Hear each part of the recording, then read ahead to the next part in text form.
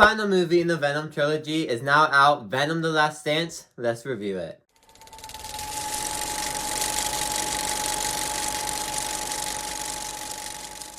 Just for preference, I really like the first two Venom movies. The second one being my favorite. I still enjoy the first one, but it has its flaws. I like the second one.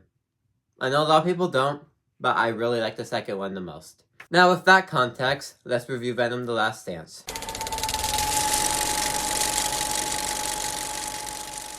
Since this is the last movie in this trilogy, it's a very good send-off to these characters, and a great, satisfying ending to this trilogy. I will talk about the movie, but just the ending. It hits you in the feels. It feels like the end, and it works.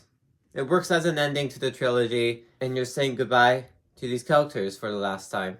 Now I will talk about all my flaws with the movie, but right now, the movie still has the Venom humor that the first and second movie had. It still has the bromance between Venom and Eddie. Also adds to the ending of it too. Just everything that makes those Venom movies good and just fun type of movies, is still in here. Those elements are still in this movie. They didn't take those elements out. Those elements are still in here. And what you liked about the first and second Venom movie is still in here. Eddie and Venom's back and forth banter, their goofy jokes, goofy moments in the movie, they all work. And they're still all in here. It just fits Venom and Eddie really well. Let's talk about the elephant in the room, Noel. Yeah, what we see in the trailers is basically all we get of Noel. But Noel looks cool. Noel as a villain does work if they make him correctly. And Noel just looks so cool in this movie. I loved his design. And I wish we did get to see more of him, but what we did get to see of him, I guess it was enough for the type of plot they had. I think they could have incorporated him into this movie if they really wanted to, but we know Sony. The Last Dance is just a fun Venom movie, like all the other Venom movies. But if you haven't noticed, I've been hiding a bunch of my thoughts about the movie so far. Now before I move on to everything I didn't like about it, I just want to say, I like this movie. It's a fun movie. If you enjoy the Venom movies, you're going to like this movie. But it has a lot of problems.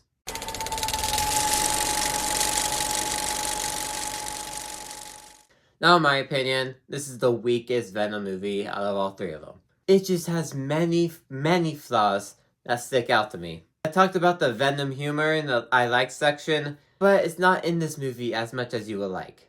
It's not in this movie as much as Let There Be Carnage. It's still in here, but it's not in here enough. And there's just some bad writing in here.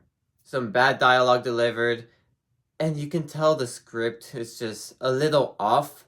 Now, I know some of the other Venom movies have this too, but I feel like this one had it worse. Some of the moments kind of felt like Madam Web type of writing in here. He was in the Amazon with my mom when she was researching spiders right before she died. While other moments felt normal, so it's just a little unbalanced writing with the script in here. And there's a whole bunch of exposition dump. There's like 6 different exposition dumps in this movie, and some of those are back to back. There's just so much stuff this movie is doing in its runtime. There's just too many stuff going on. So speaking of too much stuff in its runtime, there's like 2 pointless plots in this movie. One of them they spent a lot of time on, and the other one they barely spent any time on at all and expected you to care what was happening. To be honest, I completely forgot about that storyline until something happened at the end of the movie showing, hey, the storyline is still here. That's kind of frustrating for 2 reasons. One, this is the last Venom movie. Why are we focusing on these people? Secondly, storyline doesn't really need to be in here. Now, yes, one of them kind of did for exposition. The other one, who is this? Why is this here? It makes absolutely no sense at all. Pointless storyline. Why are these plot points in here? We only just really needed one story with Noel. That's really all we needed. But we added like 6 different storylines, try to meet them all at the end. Some of them you completely forget about until the end of the movie, and even then, you already forgot about it still. I wish this movie tied into No Way Home. The post-credit scene for No Way Home set up something. It had something set up. You could have followed up that storyline instead of just made it a wasted potential post-credit scene. And that's what they did. They made No Way Home post-credit scene not make sense at all. He gets brought back to his timeline, and then they basically just don't talk about it. They go right into the story. Right into the story of this movie. Basically, like, they just forgot they even just traveled to the MCU. They completely forgot about that. And I wish they did it. You could have had at least a storyline follow up on that, but you didn't. It just completely brushed it aside. People may like that. I at least wish there was some sort of story element in here that followed that up. Now this movie is a bit slow and forgettable. The first half of this movie is pretty slow.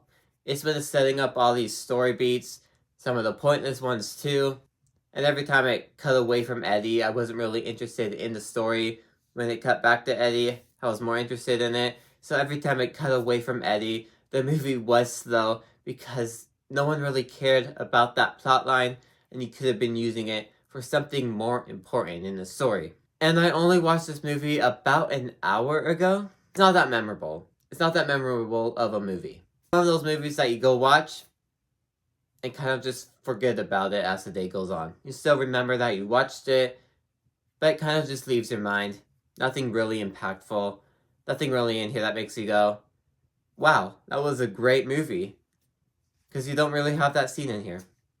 The ending, if anything, sticks out to you. So Venom The Last Dance is a great send-off to Eddie and Venom. Perfect end to the trilogy, but with many problems. Yes, it still has the quirky humor. Eddie and Venom still have their relationship with each other, but it's definitely the weakest Venom movie, suffering from many story and writing problems. I can say, if you like the first two Venom movies, you will at least enjoy this one. If you don't like the first two Venom movies, or at least found them decent enough, you probably won't like this movie. If you ask me, I say you can probably wait on Venom The Last Dance, and out of 10, I'll give it a 6 out of 10. Thank you guys for watching. If you liked this video, maybe these ones on the side will interest you too. Like, subscribe, and see you guys next time. Goodbye.